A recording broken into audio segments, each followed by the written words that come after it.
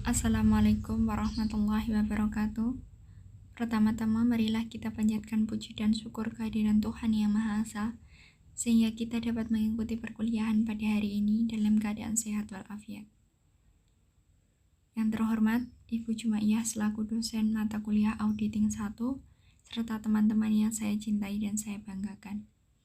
Perkenalkan, saya Birnika Prisanila Filiana yang hari ini akan bertugas sebagai moderator serta pemateri 1. Kemudian teman saya Dewi Safitri yang akan menjadi pemateri 2. Dan yang terakhir adalah Serlisa Himalia yang akan menjadi pemateri yang ketiga. Materi kita kali ini adalah pemeriksaan kas dan setara kas.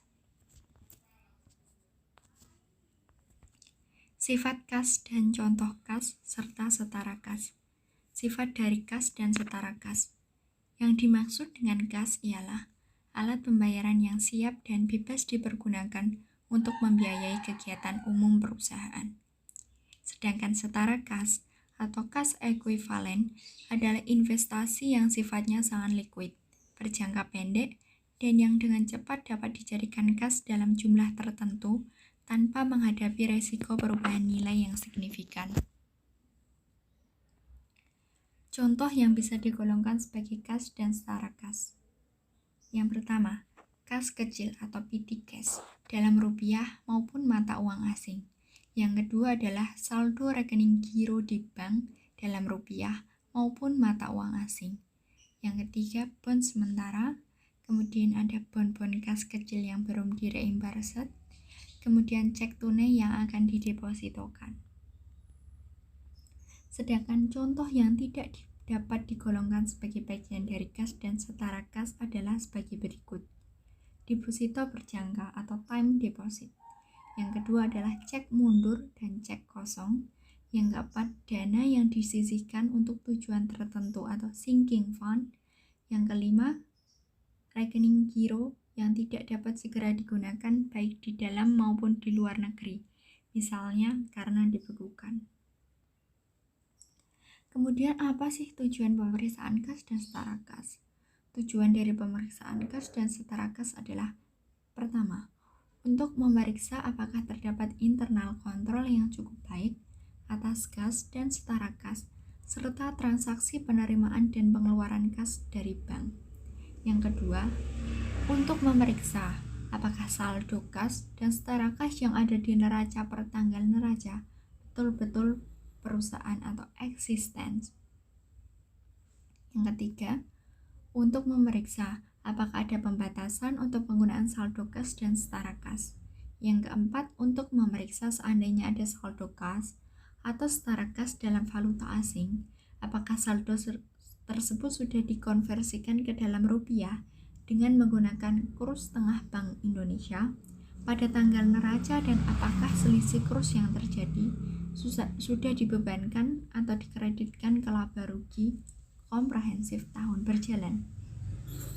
Yang kelima atau yang terakhir adalah untuk memeriksa apakah penyajiannya di neraca sesuai dengan standar akuntansi keuangan SAK, ETAP, atau IFRS.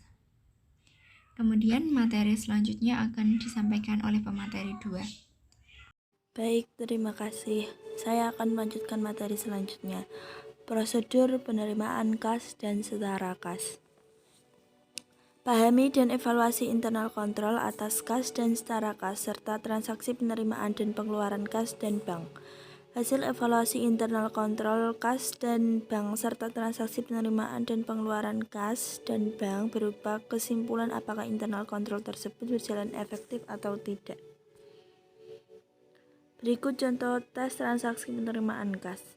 Ada tanggal, nomor bukti penerimaan, keterangan, jumlah, nomor perkiraan, dibuat oleh, direview oleh, klien, schedule, periode, dan indeks. Buat tab schedule kas dan setara kas per tanggal neraca. Misal, per 31 bulan 12 2010 atau kalau belum selesai boleh per 31 bulan 10 2010 atau 30 bulan 11 2010.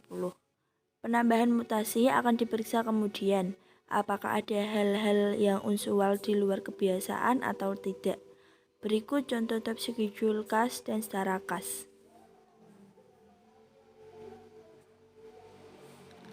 Lakukan kaskon perhitungan fisik uang kas per tanggal neraca.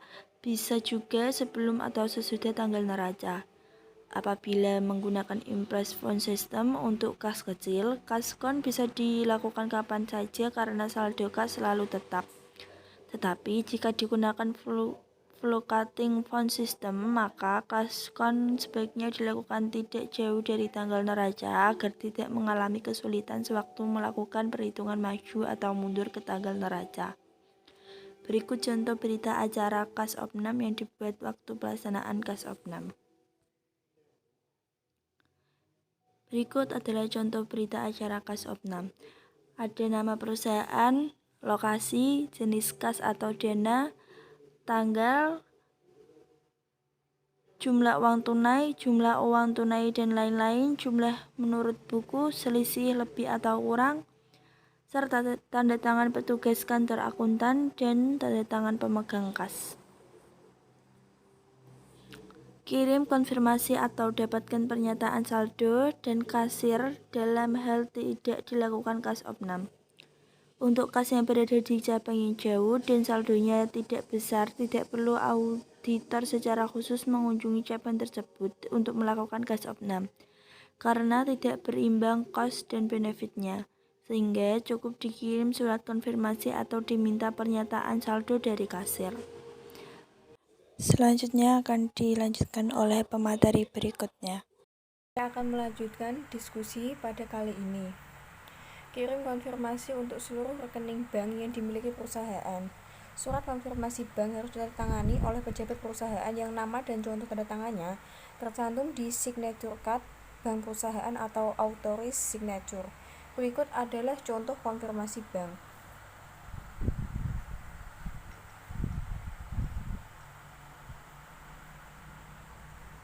Minta rekonsiliasi bank pertanggal neraca dan lakukan pemeriksaan atas rekonsiliasi bank tersebut. Rekonsiliasi bank harus dibuat oleh klien dan tugas auditor adalah memeriksa kebenaran rekonsiliasi tersebut serta mengusulkan audit adjustment jika ditemukan suatu kesalahan. Ini adalah contoh supporting schedule dari Bank Mandiri Jakarta.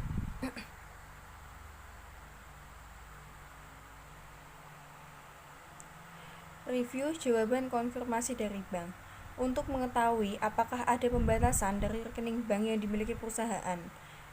Yang kedua adalah periksa interbank transfer kurang lebih 1 minggu sebelum dan sesudah tanggal neraca untuk mengetahui adanya kitting dengan tujuan untuk window dressing.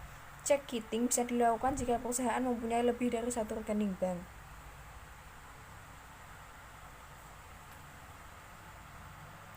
Periksa transaksi kas sesudah tanggal neraca untuk mengetahui apakah ada unrecord liabilities atau kewajiban yang belum tercatat per tanggal neraca yang baru dibayar di periode berikutnya. Selanjutnya, seandainya ada saldo kas dan setara kas dalam mata uang asing per tanggal neraca, periksa apakah saldo tersebut sudah dikonversikan ke dalam rupiah dengan menggunakan kurs setengah BI pada tanggal neraca dan apakah selisih kurs yang terjadi sudah dibebankan atau dikreditkan pada laba bersih tahun berjalan. Selanjutnya, periksa apakah penyajian kas dan setara kas di neraca dan catatan atas laporan keuangan atau CALK sesuai dengan standar akuntansi keuangan di Indonesia, SAK atau ETAP atau IFRS. Pada umumnya, kas dan setara kas merupakan harta lancar saldo deposito berjangka tidak boleh dilaporkan sebagai dari kas dan bank. Jika ada saldo bank bersaldo kredit dengan jumlah yang material harus direalisasikan sebagai utang jangka panjang. Dan yang terakhir adalah buat kesimpulan di top schedule kas dan setara kas atau di memo tersendiri mengenai kewajaran dari kas on hand dan in bank setelah kita menjalankan seluruh prosedur audit di atas. Sekian presentasi dari kelompok kami. Terima kasih atas waktu yang telah diberikan, serta mohon maaf apabila ada kesalahan kata. Wassalamualaikum warahmatullahi wabarakatuh.